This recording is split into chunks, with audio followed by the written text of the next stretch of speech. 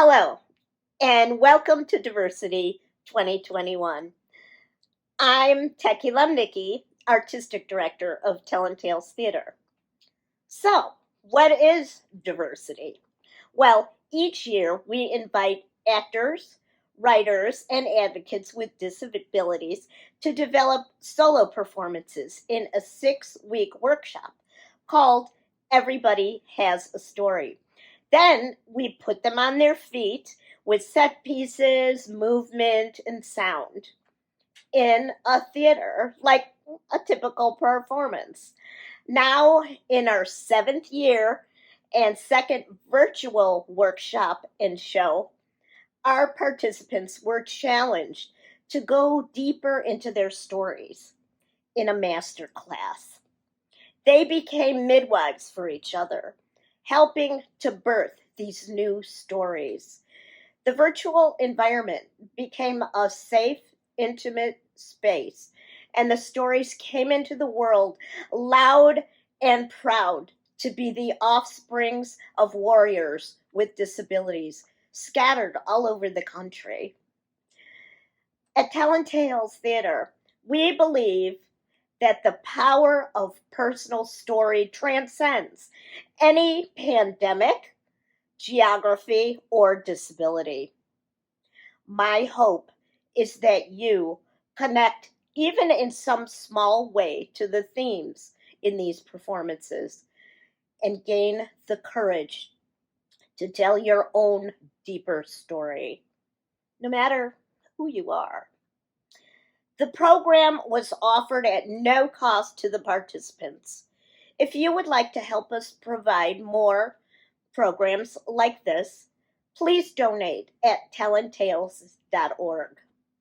Now, just a little housekeeping. The link will be live from now until May 23rd, so you can watch the show at your convenience or go and rewatch one of the stories if you'd like. Set the gear icon at 720 DPI so you don't have buffering. If you would like to turn on captions, which we highly recommend, please click the CC button at the bottom right of the screen. The show runs 90 minutes with one 5-minute intermission. Okay, get everything ready, popcorn, whatever.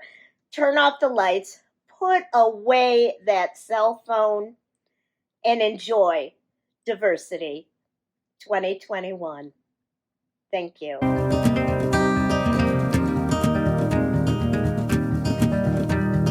Written in these walls are the stories that I can't explain. I leave my heart open, but it stays right here empty for days.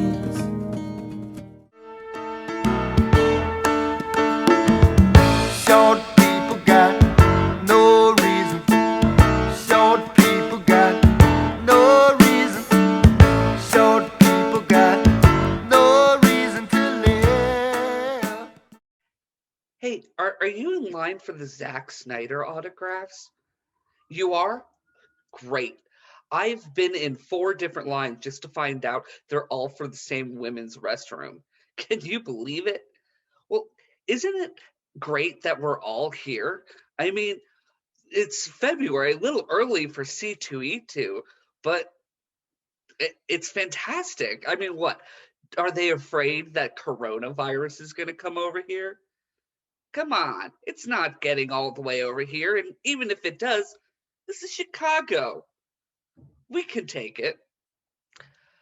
But what brings you to C2E2? I mean, I'm a comic book nerd myself. I'm not as much a fan of DC or Marvel, but I love the independent stuff.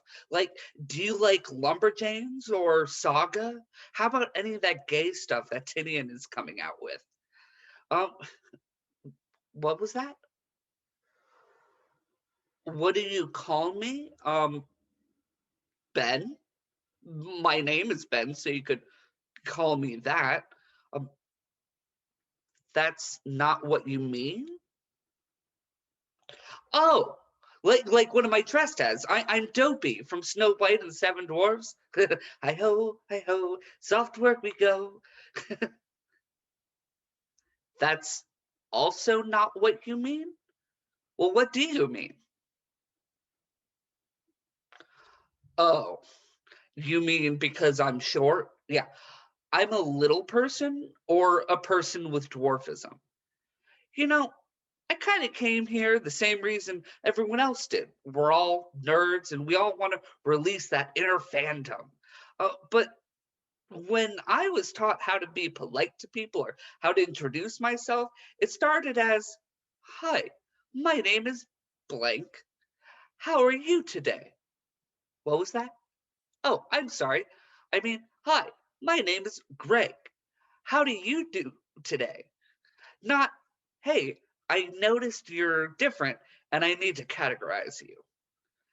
I get that you want to be nice and want to make sure you're not saying anything you shouldn't, but we're all just here to have fun, not to just get nitpicky about things like, "What do I call you?" That's why we're here, or at least we're not here for that. Well, oh, great. You have more questions? Where do I get my clothes? Well, I mean, I got this shirt from Goodwill, this hat off eBay, and I actually got this pickaxe here. Well, I guess this isn't a clothing item, but whatever. Um, that's not what you mean? Well, what do you mean? Because you seem to be coming off as a little bit confusing and annoying. Oh, you mean where do little people get our clothes? Well, here's the funny thing about the world. We don't have an underground we don't have an underground market where we just get everything we need, where everything fits, unlike everything up here. We just get the shirts and pants and underwear and socks and shoes and whatever else we need. We get the same thing you get. It just requires a little bit more work on our part to make it fit, which is just great and just so easy and fair. Um, but oh, okay, more questions. Fantastic. Do you just want to write them down? Do I have sex? Yes, and so do a lot of other dwarves. Next question, please. Y- Yes, some of us are gay. I'm gay, in fact, as well. Because the thing about little people is there should be a little bit more emphasis on people. We are people, just like you. Some of us are gay. Some of us are black. Some of us are Jewish. We come in all different shapes, sizes, religions, ethnicities, sexualities, gender identities, and so much more. You really just have to understand. The big thing about little people is we're people. All these questions you have, you really just means you don't understand that. Like, what do people do for anything? Do I have a job? Yes, I have a job. Because much like people, I need money. I need to support myself financially. I need to buy things like food, my house, my car. Well, that may be a little optimistic when I say car, but you get the point. Oh, and yes, we do drive. We just have pedal extensions. Everything you do, we do it more complicated, but we still do it. Oh, what's that you have there? Is that an inhaler? Well, boy, do I have some questions for you. Do you get? Can you get it bedazzled?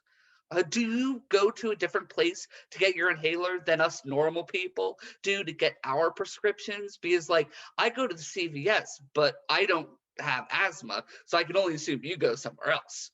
I have a friend who has asthma and he ran a marathon, but then another friend who has asthma and they said they couldn't run a marathon because they have asthma. Now, can you tell me who's right and who's wrong? Can you do a marathon and have asthma? There must be an answer. Also, when you're licking the bean, do you have to come up for air more often? Is that less pleasurable if you do? How do you like these stupid questions? Hi ho, hi ho, it's home from work we go.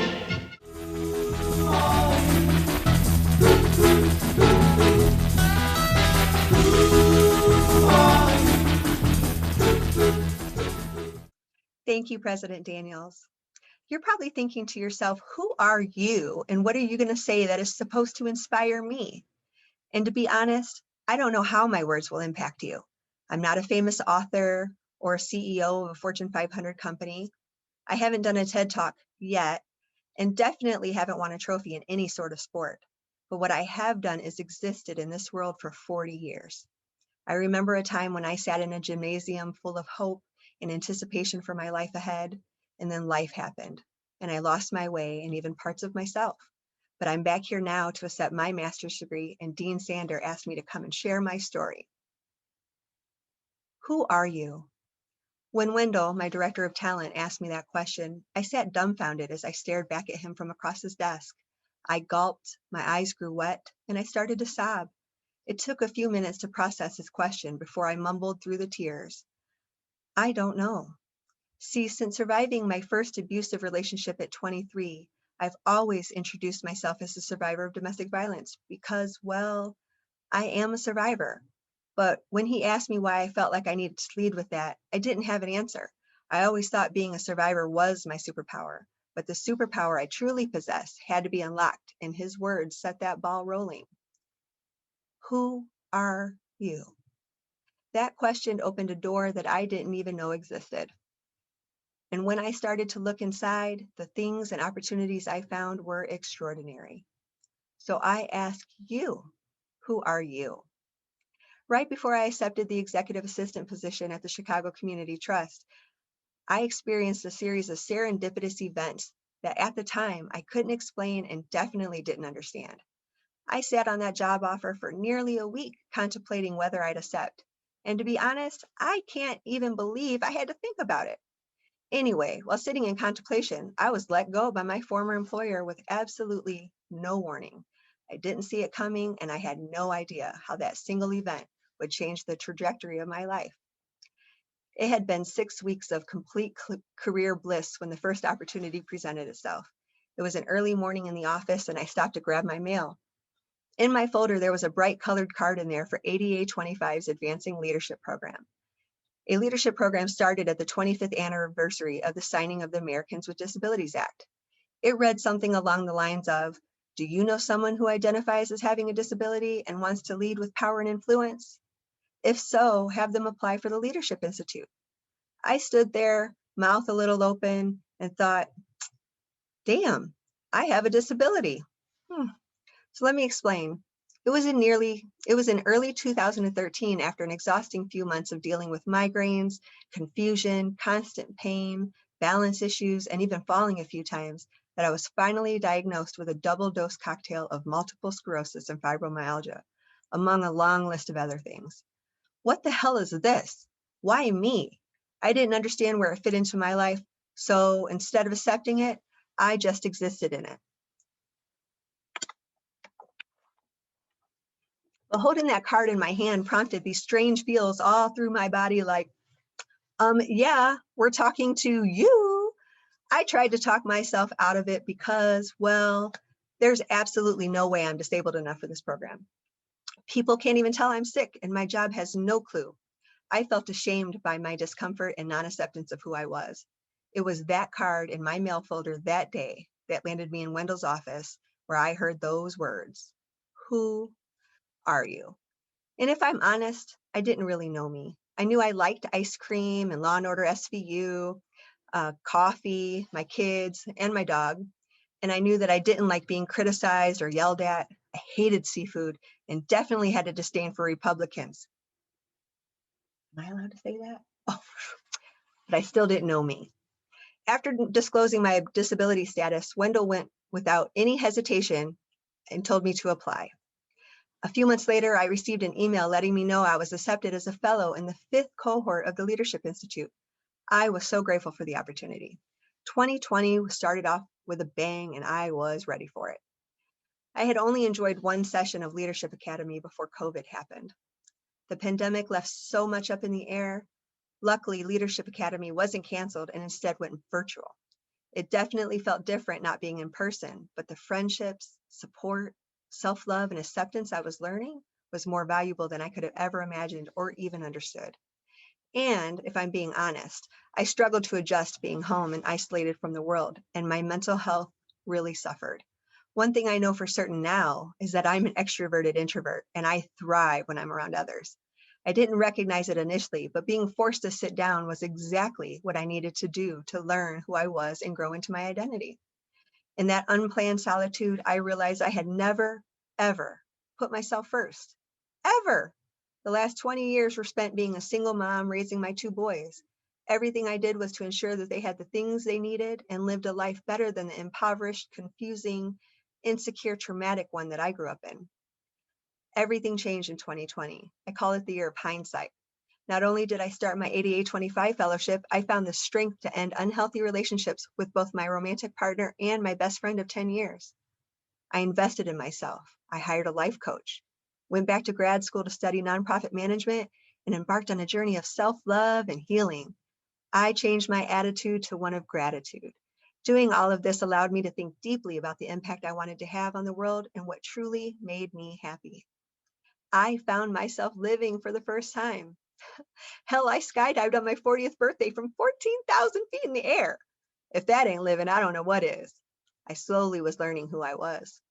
The serendipity that started the year before continued all through 2020.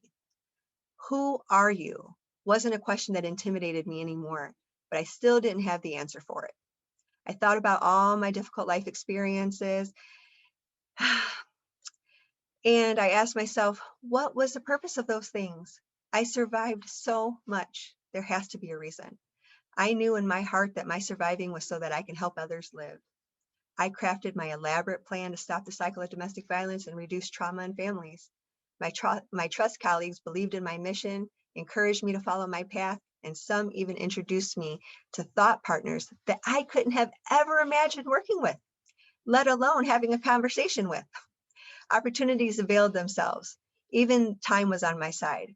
2 of my grad classes, program development and research, grant writing, and fundraising, lined up with all my ideas and gave me a roadmap to accomplish my mission. My purpose was starting to become very clear. There was this one day in November. I remember sitting on my couch watching the Drew Barrymore show. She had a young lady on, and she was sharing what she was doing to have a positive impact on the world. And I thought to myself, that'll be me one day. No more than 30 seconds later, a notification came through on my phone, so I went back to my computer to check email. I saw one that read, "Congratulations, you're one of our next leaders," in the subject line. I assumed it was for my boss, but scanned the email. Strangely enough, it wasn't addressed to anyone specifically, and there wasn't any obvious reference to where it came from. 2 paragraphs in, and I had no idea what I was reading. I was irritated, and so I scrolled to the bottom where I saw one hyperlinked email address, and it read, @ilcadv.org. Oh my God. This is for me. With everything else that was happening, I totally forgot I applied for the Illinois Coalition Against Domestic Violence's Leadership Academy. They actually chose me. I felt pure joy. And when combined with the countless other serendipitous events I'd experienced in 2020, it was almost too much to receive. I sobbed uncontrollably and felt an overwhelming feeling of gratitude. It was in that moment that my purpose was very clear. And you know what else? I could finally answer the question that I had grappled with. Who are you? I'm an adrenaline junkie and I love to watch TV. I'm an art collector. I'm an old school car enthusiast. I'm a helper. I'm a writer.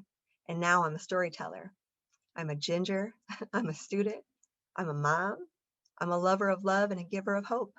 I'm an inspiration to many. I'm a leader.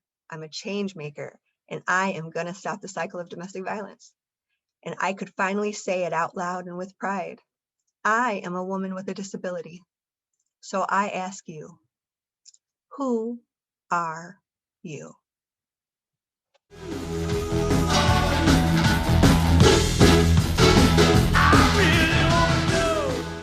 Get to the movie, romantic comedy. My stomach rumbles and my dinner starts to haunt me. There is no hiding this. This fart is coming out. The best thing I can do is see if I can squeak it out. Thank you for seeing me, Mr. Williams. Is it? Uh, I'm here to talk about what my options are for insurance and such. You know, since I can't seem to get work, and I'm aging off of my parents' plan. Uh, Sorry, I'm late. By the way, I have spina bifida. Yes, no, you see, I woke up this morning with a really bad well stomach problem. Let's just say it took me extra 45 minutes, including a shower and a change of clothes. You know, typical for when my stomach is on the fritz. Okay, yeah. Okay. So you want me to tell you all about my life? Okay, so where do I begin? Let's see. I was born in Evanston. You know, technically you could argue that I didn't have life until I was at Children's Memorial Hospital. What you want me to tell you all the reasons that I cannot work? Oh, right. This is not a job interview. Sorry. No, I'm just you see, I was born into this super supportive family. I was not raised with even discussion of limitations. From day one, they didn't put limitations on me whatsoever. So convinced of my own abilities, I turned to my mother shortly after my 6th birthday and I said, "Mommy, if I'm 6 years old, why can't I walk like the other kids can do it?" I had just turned 6 years old. Yeah, I kid you not, a 6-year-old confronted his mother with this existential question. It was the first of many existential moments in my life. I learned by doing things by myself, earning minor bumps and bruises along the way. Yeah, I have, and I had and still have the absolute best big sister in the world.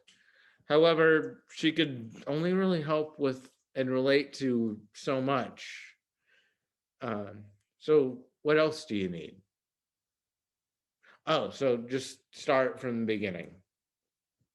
Okay, well, sir, just to start, I have never really struggled with being the center of attention.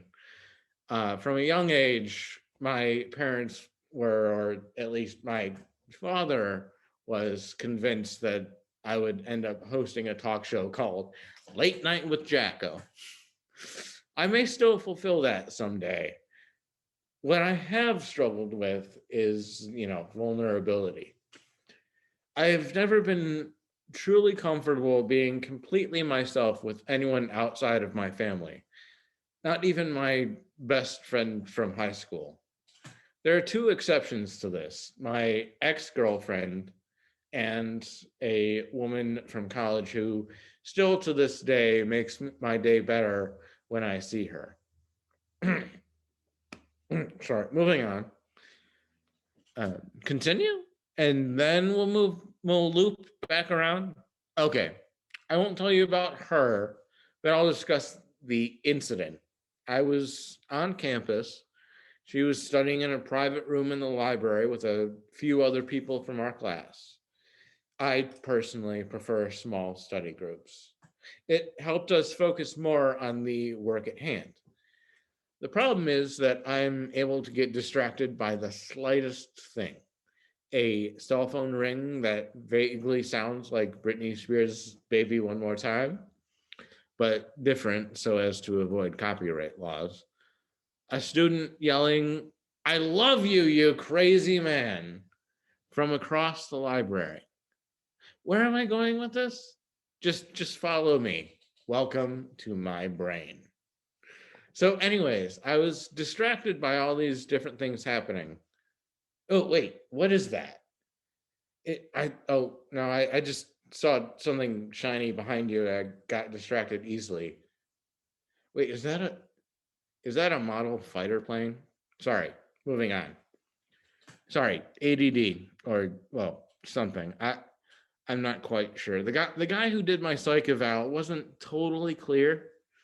Anyways, back to the story. The only thing that kept my focus was if someone literally snapped me out of it. And she did, the woman I was crushing on at the time. But then that all too familiar, literal gut feeling started to emerge, followed by rumbling. I got out of there fast. I mean, fast. Completely forgetting that I had bought her a Kit Kat, her favorite snack from the vending machine. And I was going to present it to her and ask her if she wanted to get lunch off campus. I was just about to give it to her when I know this has nothing to do with whether or not I qualify.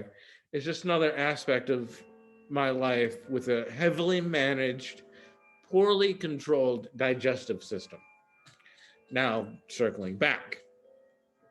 In Mr. Sim's social studies class, in what I believe was 6th or 7th grade, it was definitely social studies. Anyways, it doesn't matter.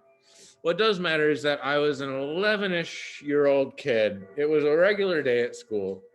Mr. Sims, a man in his, let's say, gray years at the time, was wearing one of his Hawaiian shirts, khaki shorts, and strappy leather vacation sandals. The outfit is unimportant to the story, but, just keep it in mind. Anyway, so at the time, as a child, I was not in charge of, nor was I in control of my bowel and bladder. I remember the day like it was yesterday.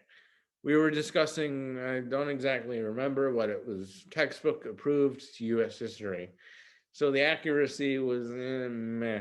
So yeah, anyways, it was during his class. We were taking notes on whatever was the subject of the day. I was minding my own business when, before I could do anything to stop it, the contents of my stomach took a one-way ticket out of town, if you know what I mean. Sorry, I make jokes to make me feel more comfortable about this subject. No, it doesn't really work that well to make me feel comfortable. But yeah, anyways, this was in the middle of a class, in the middle of a group of preteens. That went over well. The next thing I hear is the familiar screeching of metal desk chair legs against the linoleum tile floor, desperate to escape the smell. The stench had permeated the room like 3 perfume people, like the ones at Macy's, had attacked you all at once. Fast forward to high school. The year was 2007. It was my freshman year. It was time to make some real long-term friendships with people who don't know what it's like to be a person with a disability, but maybe I'll get lucky and meet someone with a disability. Even the Disability Awareness Club was consistently 10 people, and only an average of only 35% of attendees had a disability. This is going to be the year that I shine. New school, new me. No. Same old me, except this time I know what executive function means in conjunction with the idea that I, lacked these skills. What I learned is that I have trouble with my working memory. That is, I need step-by-step instructions in order to complete a task more complete. I also learned that I have trouble with flexible thinking, that is, changing gears when something isn't working. And I'm also disorganized and I lack any will to change whatsoever, which is described as a lack of self-monitoring skills. Doesn't that qualify me for benefits? Anyways, over the years, these things I've dealt with have followed me into adulthood. It was, yeah, it was junior year of college, technically. I was taking a sociology of media course as an elective for my bachelor's in social work. I was an adult in my mid 20s. I heard that all too familiar screech of metal desk chair legs. I did not react. I simply got out of my desk chair, asked the professor to speak in the hall, explained the entire situation, and luckily went to my on campus housing to assess the damage and decided to take a much needed shower and put on a near complete change of clothes. My socks were fine. I will never forget the screech of the desk chairs. I hope this was good enough to be eligible. I just know that whatever it takes to sign up, uh, I never want to hear the sound of desk chair scraping across linoleum ever again. To be completely honest, I just think it is ridiculous that the system believes that the physical condition of my body doesn't take the contents of my mind into account, and I have to sign up for disability benefits because I can't get a job. Hiring managers think that the physical condition of my body is a more of a determining factor than my ability to work than the contents of my mind. But Social Security doesn't acknowledge that my disability blocks me from the job market. I'm stuck in the middle. What do you suggest that I do, Mr. Williams? Please tell me. I shit my pants. I don't know why I even took that chance. I shit my pants. Oh, summer. School's out forever. Yes, Mike. I have another bogus fight. Right back at you. I miss this place, and you're my favorite bartender. Oh, how I miss Trio Tuesdays. Yeah. Sam just went to the bathroom. We usually don't stay out that late after the game, but we decided to have a few more drinks. Oh, well, since the pandemic, I applied to grad school, but I got rejected. Oh, a PhD in disability studies. I guess that I wanted to get more academic perspective on disability, as opposed to just having a lived experience. No, I don't have my master's, which I think maybe the reason I got rejected.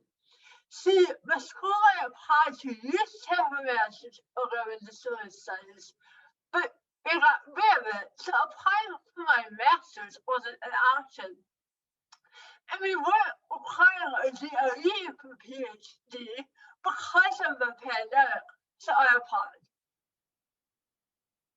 It's fine, it's really fun, because I know if I had done it, I would have gotten in way over my head.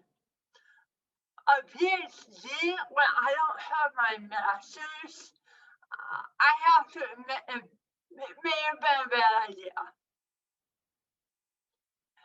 Yeah, I'll have another drink. Boy, that last one sure went down fast. Thanks. Cheers.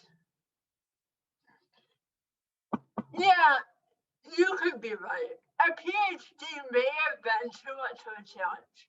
I mean, I do have learning disabilities, And so I kind of wondered if it would have been a bit too far anyhow.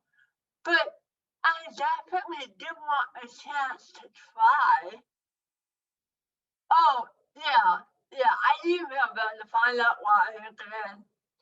They basically said the committee felt that my scholarship would be safe and my master's before undertaking a PhD. And although I hate to say this, I have to agree, it kind of makes sense. What? Someone more juice of a whole bar? Hell yeah, man. Thanks.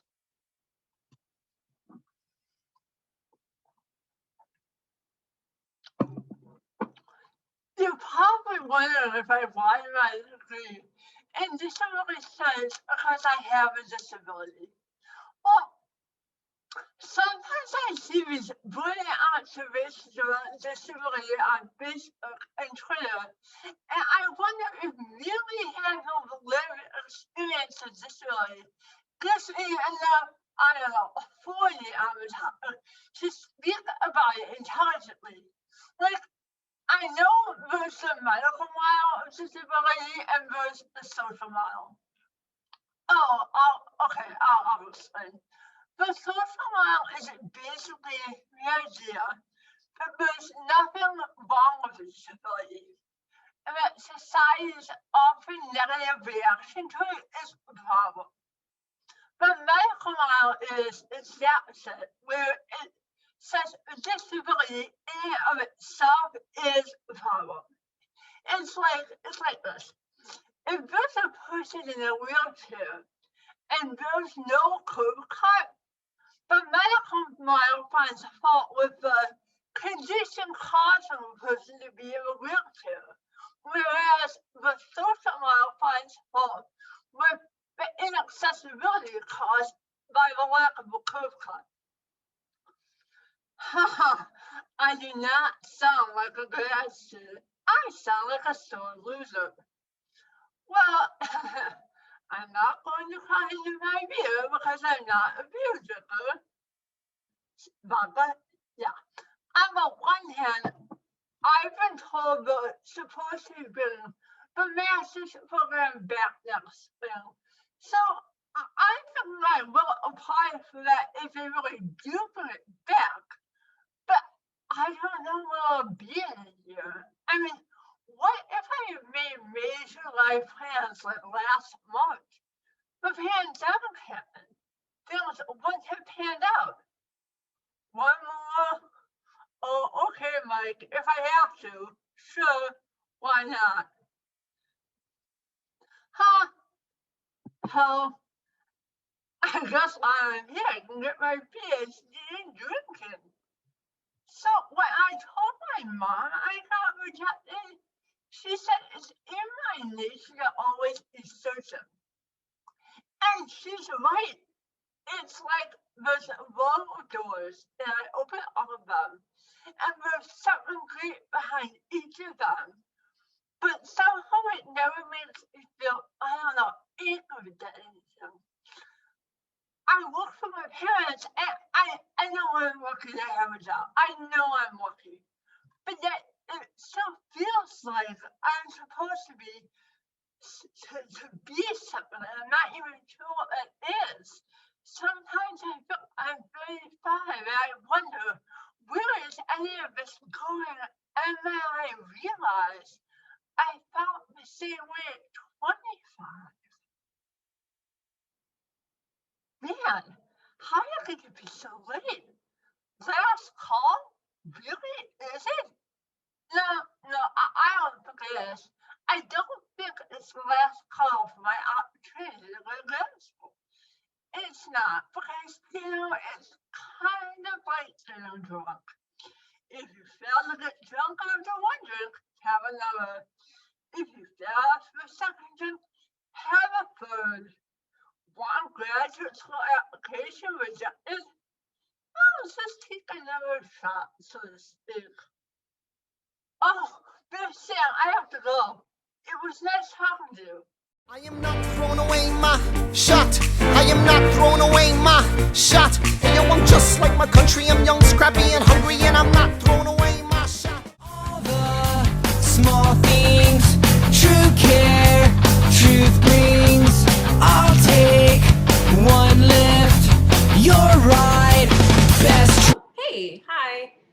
Hey, sorry. Hi. It's nice to meet you. Thank you so much for fitting me in, especially on such a short notice. I'm gonna be honest with you. I really hate having to retell my story to a new therapist, especially over Zoom. This is a little bit of a different setting for me. Um, but here we go, I guess. I think the best way for you to kind of really understand where I'm coming from or where I've been going through is if you actually hear some of my own words, my own writing. I printed out a few entries that I think will be helpful. I guess here we go. December 24th, 2020. Dear Chris, looking forward to seeing you. It might sound weird, but as soon as I landed in Dallas, I automatically started thinking of you. I kid you not, I have been counting down the days for months and have planned out everything. I also bought something special for you. Might as well ruin the surprise.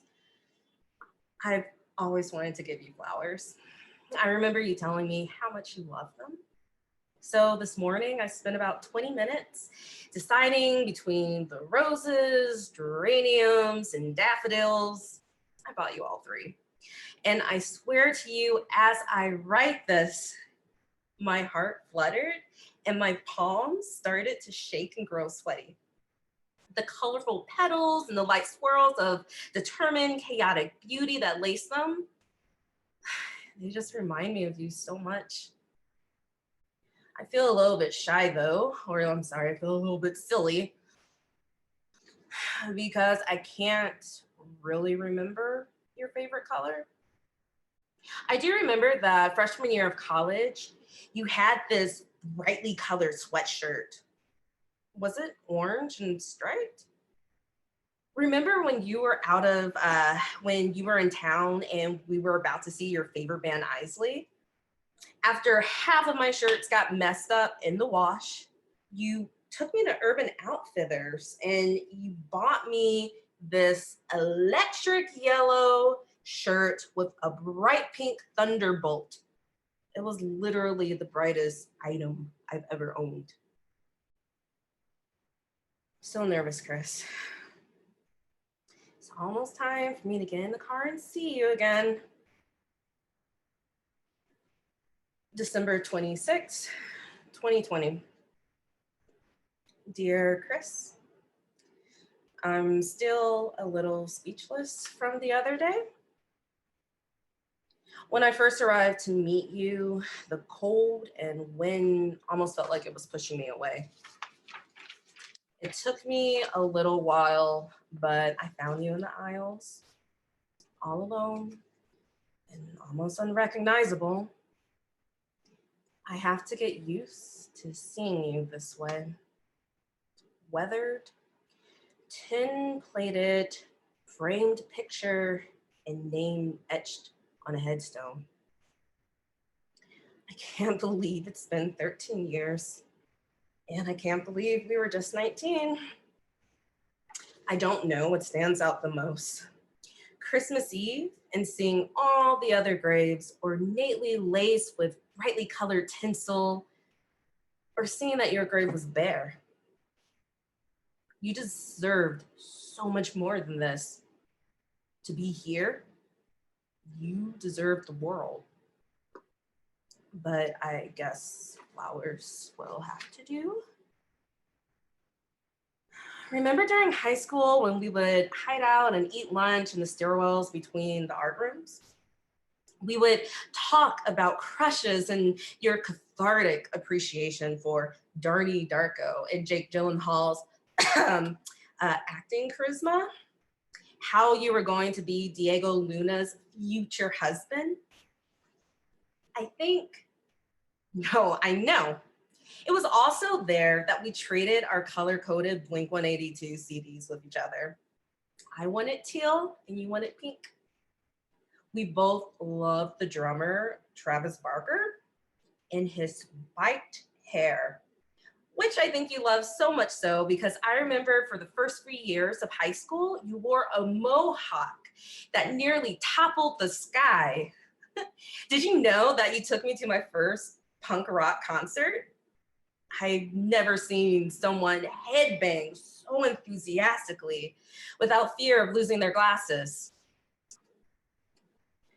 The leftovers. That's what we affectionately called ourselves in high school. It really didn't matter that it was an arts magnet school filled with creatives. Our little group of 4 compiled of those of us who still didn't quite fit in. Remember the dots I used to paint over my eyebrows? Or Jorah's fake elf ears and fairy wings? Chris, I never felt judged or alone when I was with you. I always felt like in many ways we kind of mirrored each other.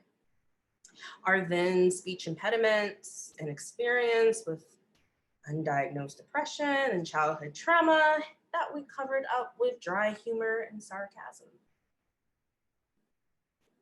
Did you know that after I was after my mom and I had to move out, you were the only one who actually constantly checked in on me, kept me from dissolving in my own pain.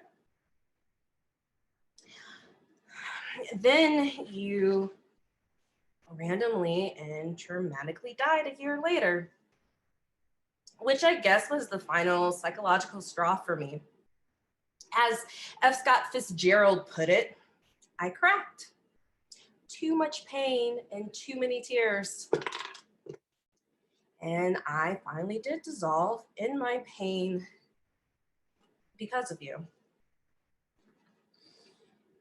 I have to stop for today. Thinking about this, about you for too long, still hurts in ways that are blinding. All of the memories come back fresher than the flowers I bought you. February 11th, 2021. Dear Chris, I can't stop thinking of you. I decided to take this this new theater class that I'm doing. This has been risky, to be honest. I think you would approve. You know, would be future Cal Arts grad, costume and set designer. But yeah, I can't stop thinking of you, and I can't stop reliving how we lost you. I'm really afraid that my depression is going to take this opportunity to antagonize me, because the more I want to write about you, the more I start to ask myself,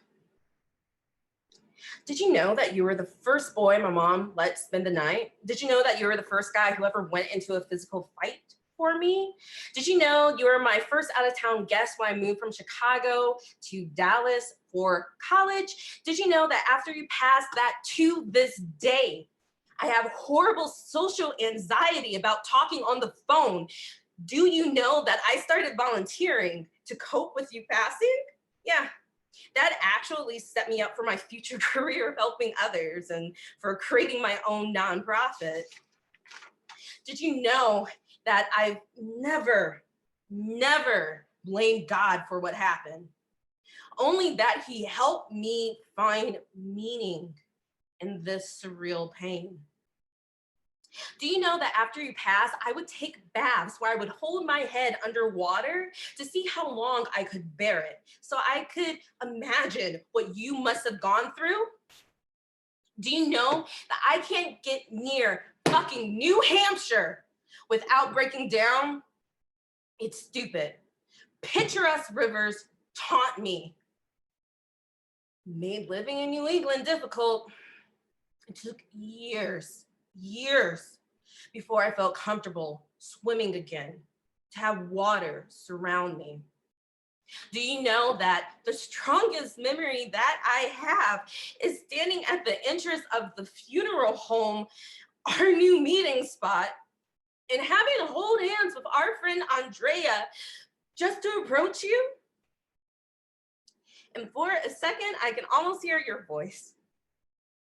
I remember your ambitions to be on Real World and the mock audition tapes we made freshman year of college. I remember your fingernails, how they used to be so prim and proper, torn and jagged from the damn rocks. That's how I remember you. That's the last time I saw you. Do you know that when you're severely depressed, your perception of reality can contort? Yeah, it's true. That you literally hear, feel, and experience the world in a profoundly different way. Chris, did you know that after you passed, for 6 years, my depression and I lingered on the number 25? The day you died, and I made plans. Chain of events lead to bigger chain of events. I really want to be shredded by my built up pain. I wanted everyone to be consumed by it. And then I hit a wall. Do you know that I only started going to therapy because of you? Days away from my pain demolishing me, months earlier, having yet again been physically attacked by a trusted love. In the last prayerful ditch effort, my soul was led to therapy. Yeah, to be honest, I should have gone almost a decade before. My depression and PTSD has done a pretty nasty number on me as a kid. But being at the end of a new rope as an adult, I finally reached out for help. I finally got my diagnosis for my bigger mental health concerns. Finally learned how to try and value my own life. 6 years past the ditch I should have been buried in, I'm 31 in a new, fertile, and actually optimistic territory. Chain of events lead to bigger chain of events. March 18th, 2021. Dear Chris, not a day pass where I don't think about you. I need to end all my thoughts on you on a positive note because that's all you ever were to me. I hope you know, Chris, that because of you, I now eat caramel flan. Never liked it before. Now it's my favorite dessert. I now get the occasional manicure. I could have cared less before, but I think about how you prided your nails. I now buy flowers every week. Yeah, didn't do that either. But now every bouquet I buy reminds me of you.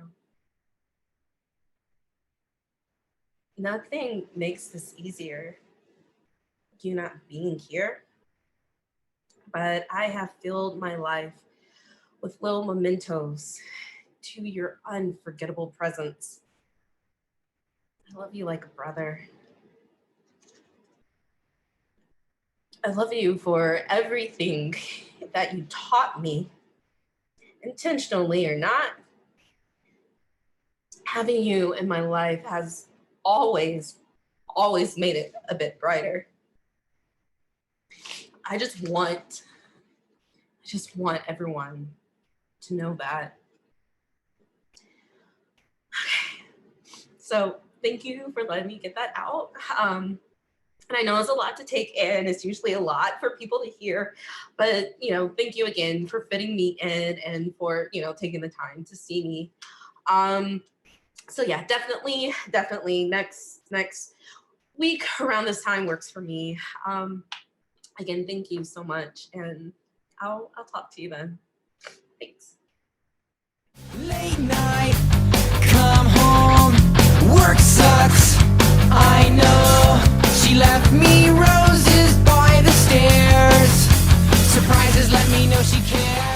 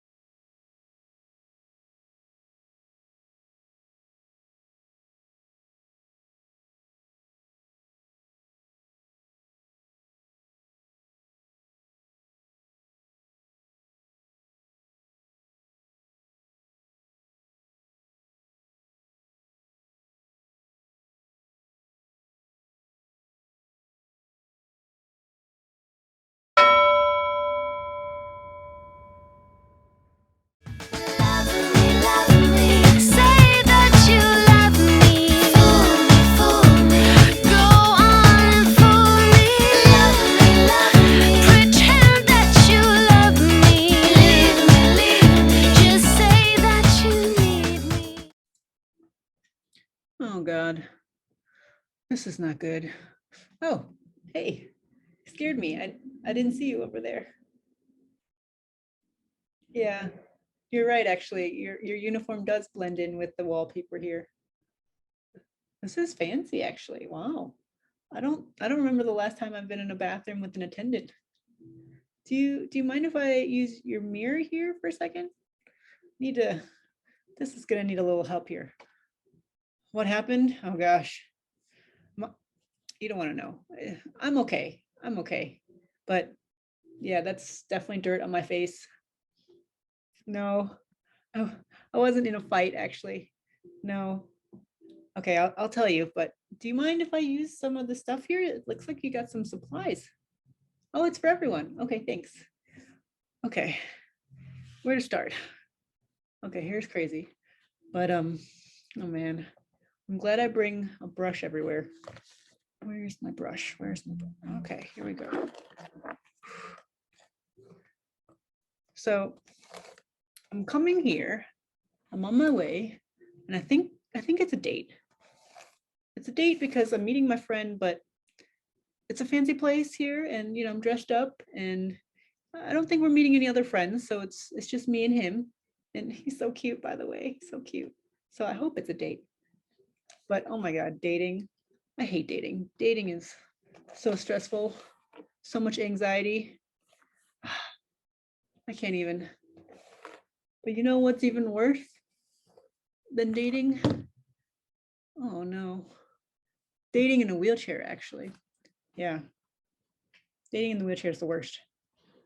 How long have I been in a wheelchair, you ask?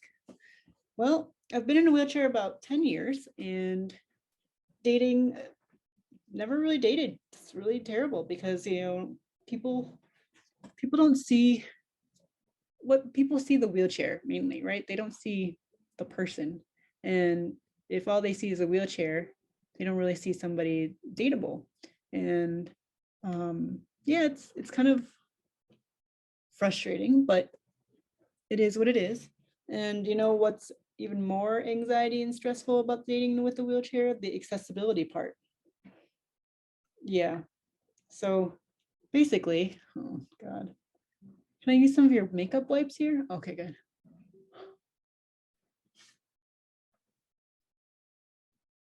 Yeah, so dating with a wheelchair, really terrible. Oh God. You have to worry about all the accessibility because, first of all, you want to be fun and spontaneous when you're dating, right? Fun. And it's hard to be kind of fun and spontaneous when you have to plan everything ahead. You have to check if the place is wheelchair accessible. You have to check if there's a bathroom you can use, because what's worse than meeting up somebody for coffee and drinking a bunch of coffee on a date and you can't use the bathroom because guess what? The bathroom is too small and your wheelchair doesn't fit. Or you meet somebody at a bar for drinks and the bathroom is downstairs. How am I supposed to go to the bathroom if the bathroom is down there? Anyways, you get the point, right? So can't really be like super spontaneous. You have to plan so much ahead, and then you have to like worry about the things. Like I don't want to be a burden on anybody. I don't want to say like, oh, I can't go here, I can't go there. I want to just be able to go with the flow, be a fun, spontaneous girl. And then you have to dress up. You got to get ready. I never wear dresses, by the way. This is like the first time I've worn a dress in forever. Why? Yeah, because well, actually, I don't have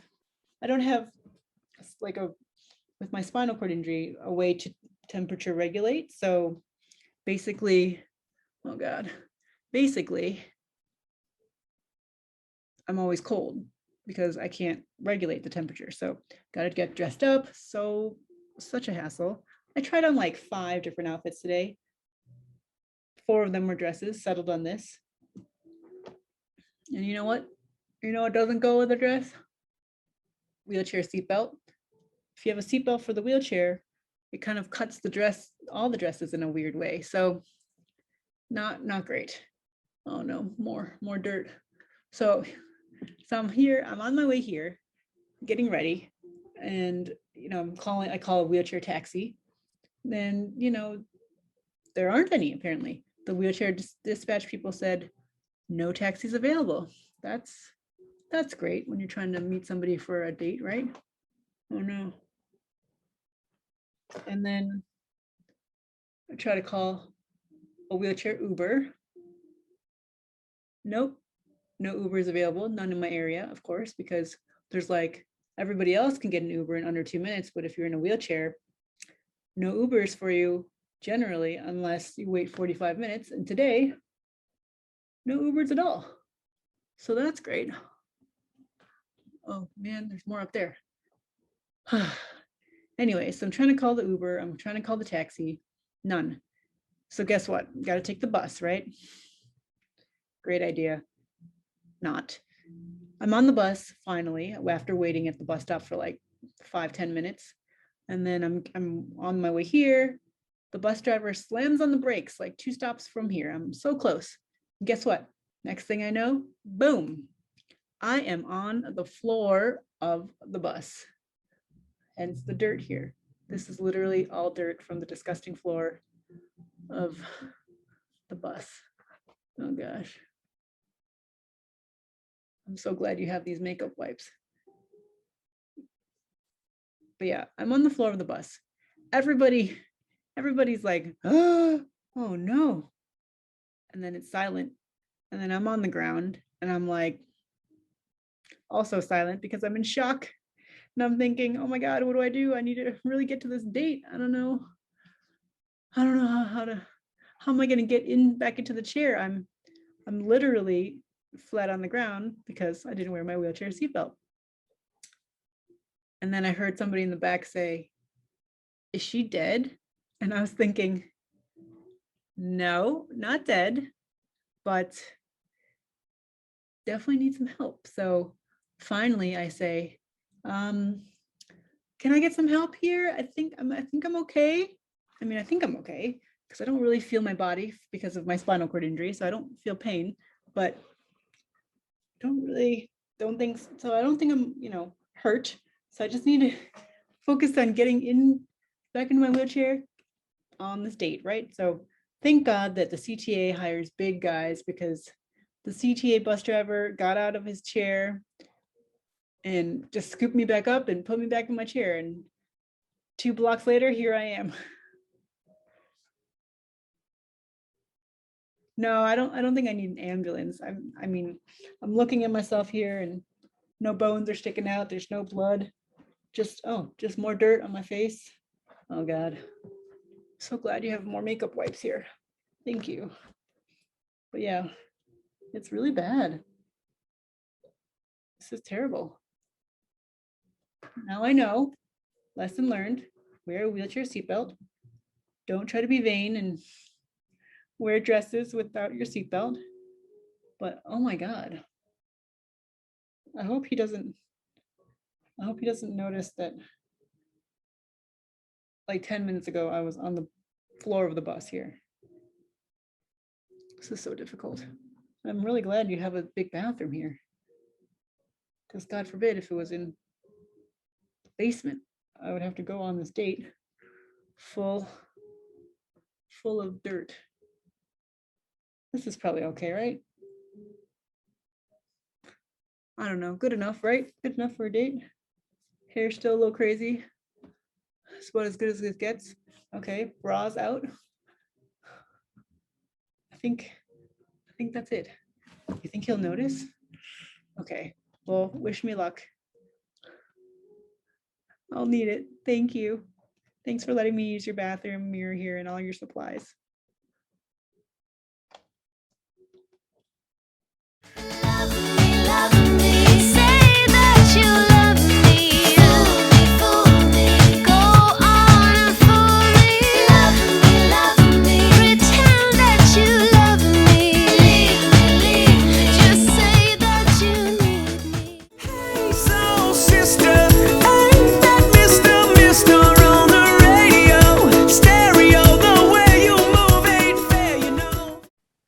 Oh, hey there, Melissa? Oh, sorry, we haven't met formally. Man, great party, yeah. I can't believe it's a 10-year reunion already. Zoe, this is really awkward to say. I've just been wanting to tell you something for a decade, and it's finally here, and here goes.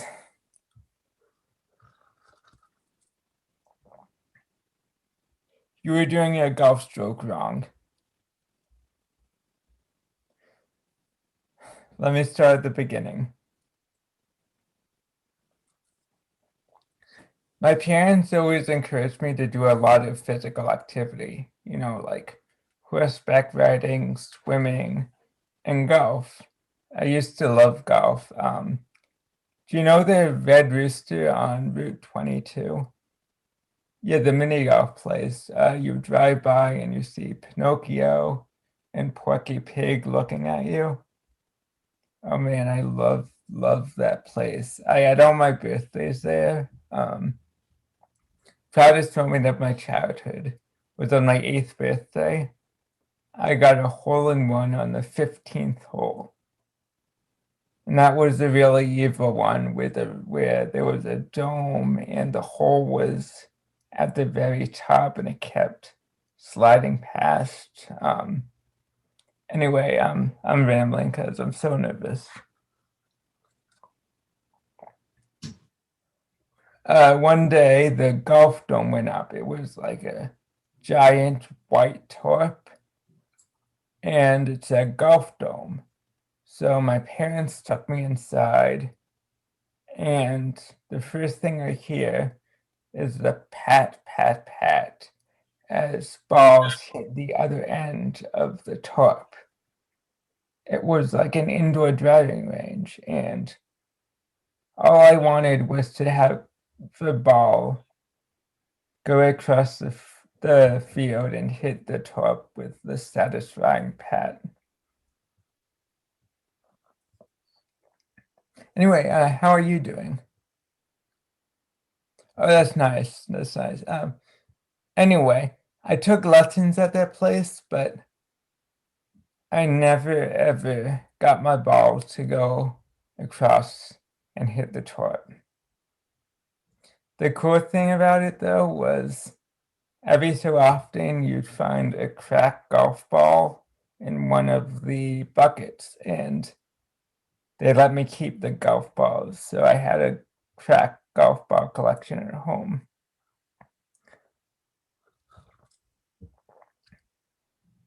Eventually, golf fell away like all my other activities, but in 10th grade, I was feeling really lonely. All my friends had moved on to track, and I couldn't do track. So one day, my mom took me to the driving range, and I saw you.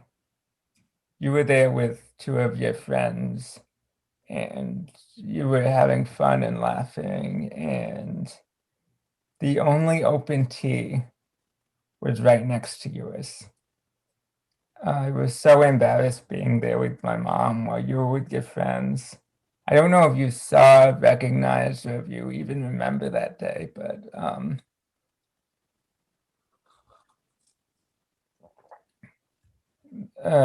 the point is, I felt really angry because this is rough. You were doing a golf stroke wrong. Okay, here. You're supposed to grip it with your thumb like this, and then you wrap your dominant hand around the thumb, and then you're supposed to swivel your hip back and then follow through while looking down. Because if you look up, then your stroke goes a little bit to the right or left. And you weren't doing any of that. You were just whacking it randomly. But your balls were going further than mine. And that just pissed me off because I was doing everything right. And the only reason that your balls were going further than mine was that he was stronger than me. And that just wasn't fair.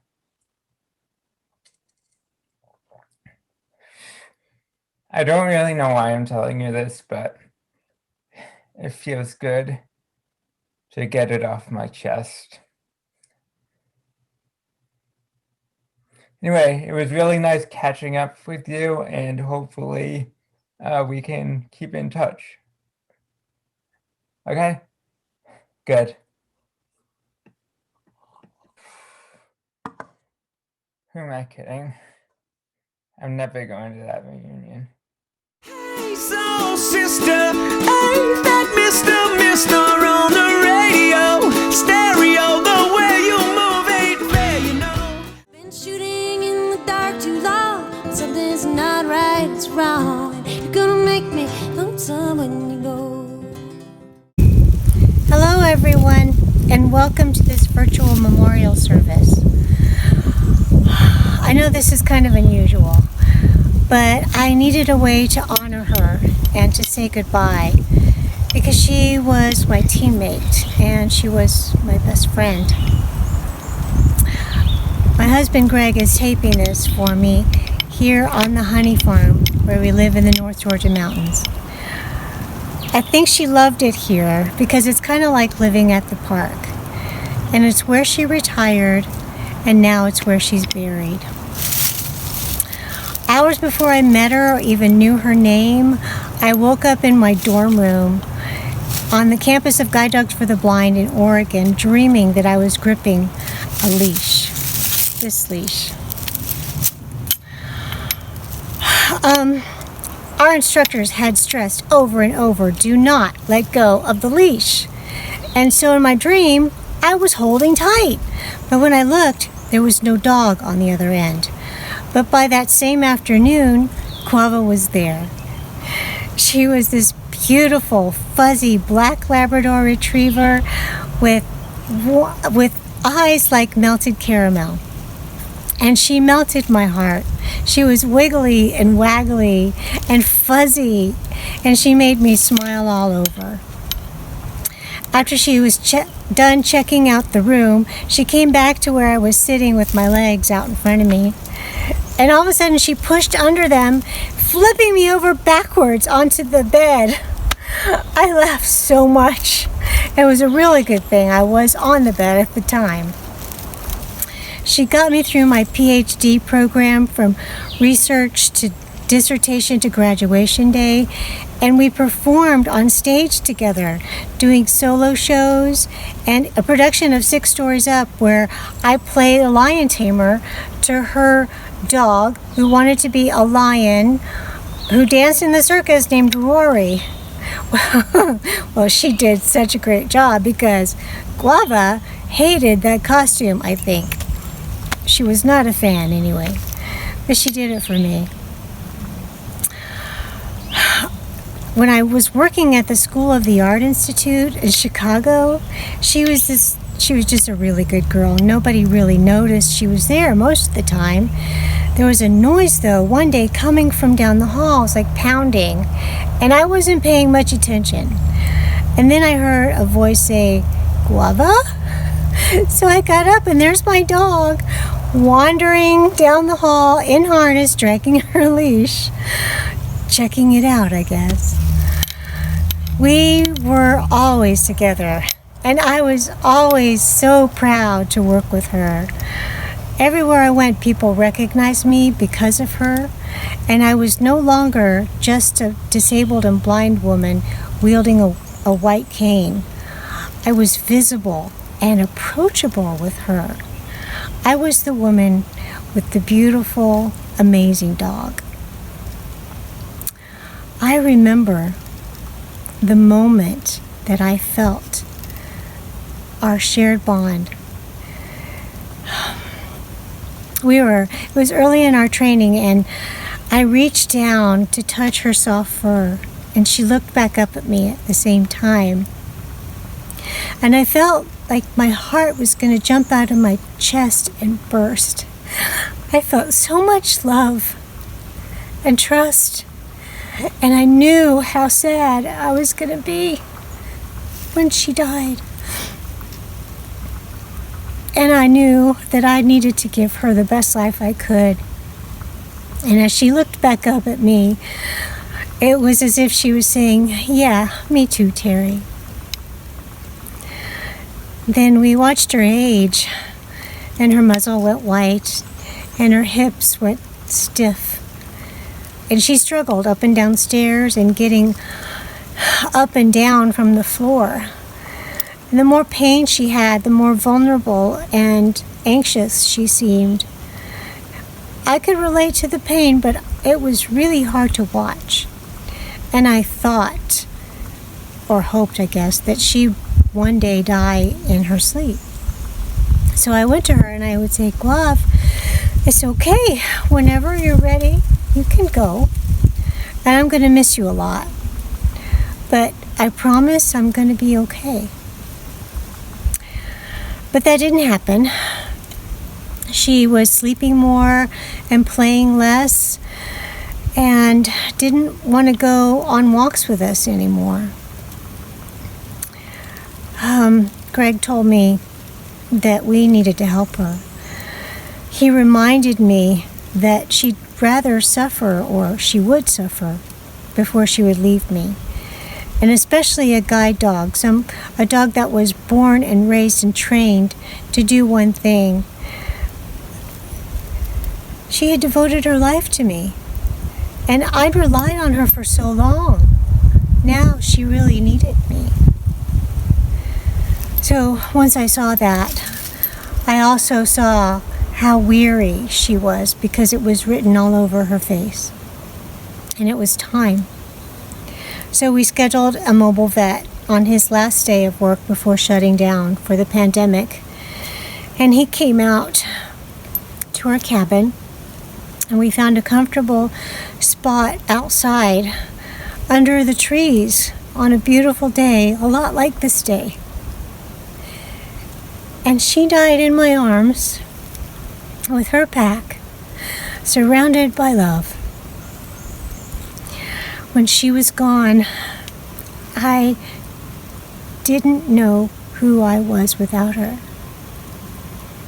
And I miss her every single day. She still tugs on the leash that connects us. And I talk to her like I always did. But then I remind myself that I made her a promise and that I will be okay. I'm just having a little trouble letting go. She was my first guide dog, and I hope she won't be the last. I hope to be matched with another one sometime, as long as my health and my mobility hold up. But no matter what, the one thing that I used to tell her every day will still be true. I'd say, "Guavi, you are the sweetest and the smartest and the bestest dog in the whole entire universe." I loved every second that I had with Guava. I'm so grateful for all of it. She was a gift. If you all were really here, I would invite you in for Guava's favorite snack, bananas. Instead, I'm going to leave you with her favorite song. Bye for now, and goodbye, sweet girl.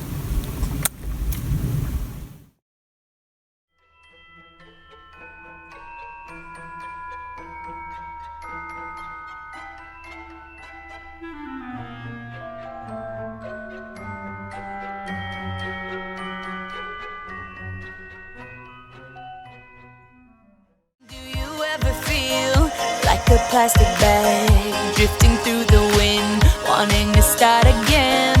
Do you ever feel so paper thin, like a house of cards, one blow from caving in?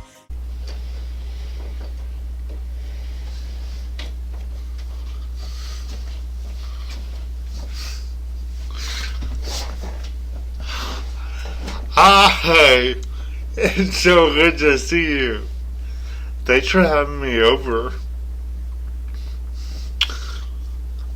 I'm actually going to take this thing off.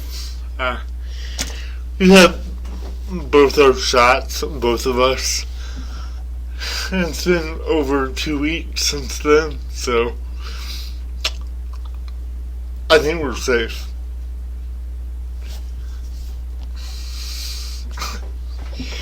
Yeah, I hear what you're saying, but I actually never want to go back to normal. No, I mean, look at me. I can't. I was never there to begin with. Normal was always someone else's idea. It was a fantasy that I thought if I worked hard enough, I could achieve for myself. But looking back now, I realize how wrong I was. It's like this play that I did at church in first grade around Christmas. There I was, the only actor on the stage at the time, standing in front of a microphone with the whole church watching. And Caesar Augustus decreed that all of the world should be taxed. Each new word I stumble over, digging me into a deeper and deeper pit of shame. Well, when the lights finally did go dark and I could exit stage right, I fled backstage and out into the lobby, trying to find my mom. Tears coming down my face, I found her and I said, I completely messed that up. I never want to ever be in a play ever again. Even in first grade, normal had already taken up a place in my mind. Even though my mom assured me otherwise, that I'd done a good job, I knew that the rest of the world wasn't so kind. Every time someone had said, hey, just spit it out, or every time someone laughed at me on the other end of the phone, that's when normal showed itself to me. And it's that voice of normal that convinced me that my voice had ruined that play. And that's what it wanted me to believe. And at that time, I did. It's definitely not my only run-in with normal. One of the other things you should know about me is that one of the most obvious ways that cerebral palsy shows up for me is a hypersensitivity to sudden loud noises. I regularly avoid eating on restaurant patios next to parking lots where car alarms can go off at any time, or people are honking, or anything else. Indoor orchestra concerts with their clanging cymbals or pounding drums, or other shows that have sudden shifts in light or sound are all things that I regularly avoid. So all of this makes the fact that my high school's fire alarm, the fact that it would go off seemingly completely randomly, a highly distressing part of my high school life. It seemed like every time it rained, it would go off. One day, during my junior year, I was at lunch, sitting with friends, complaining about how much reading we had to do for English class or whatever else it was. I go to take a drink of water.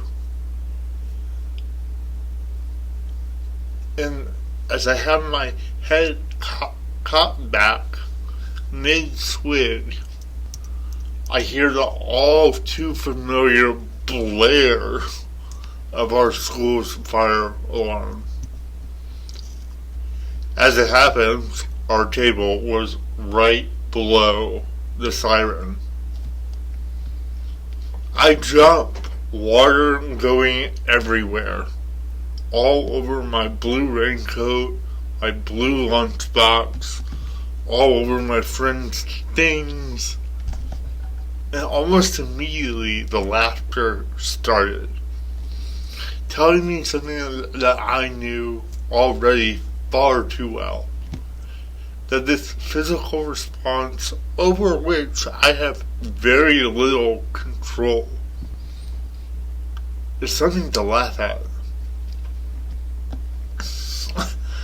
See, you're laughing here, today, now.